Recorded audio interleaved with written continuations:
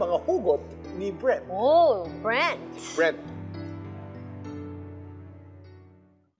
Yung tumuloy ka kahit na food poison na, pero laglag pa rin. Meron ka kong audition for To The Top. Ito yung show, Boy Band Search ng GMA Network. Tapos on that day ng laban na day, kumain ako the night before ng kwek-kwek. With mga friends ko. Tapos yung madaling araw, our call time was 9 a.m. in the morning. Tapos babiyahe ka from Cavite, ng commute pa. So, nakita ko, pagkagising namin, na-food poison na sila. Nagpapasugod na sila sa ospital. Suka na ng Pero ikaw hindi. Wala pa. Binlock ko na yung sarili ko nung oras na yun. May possibility na mararanasan ko to, pero sinabi ko, I'm all for this show. Yeah. Ilalaban ko tong show na to. So, habang nasa van ka na, dun ko na nakikita, nalalamig na ako, nilalagnat na ako, masakit na yung tiyan ko. Nagkaroon ako ng dalawang options sa life ko nung moment na yun. Kapag tinuloy ko to, ilalaban ko to, pero mahihirapan ako.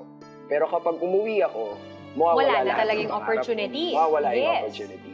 So, nilaban ko siya, tumuloy, pumasok ako sa top 24, nung pupili na sila ng top 14, natanggal ako. Dahil sa food poison. Dahil hinayong katawan mo, hinayong So, syempre, hindi ka naka-perform. Hindi naka-perform na maayos. Kaya, naka-perform ka, pero hindi maayos. Hindi maayos. Pangit ang pagkanta mo. Pangit ang pagkanta. So, ano nangyari?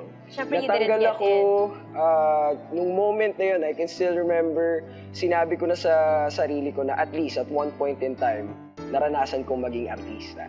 Nung panahon na nilalaban mo, in your own efforts, hindi mo siya nakuha. But when you decided to surrender and just maybe it's not for me, then he gives it to you. Yeah. With not having to do anything. Meron pa. Meron pa tayong round 2. Okay. Ito naman kay Jom, ikaw ulit. Okay. Lagi na lang next option, kailan ba magiging first choice? Mukhang pag-ibig naman yata ito.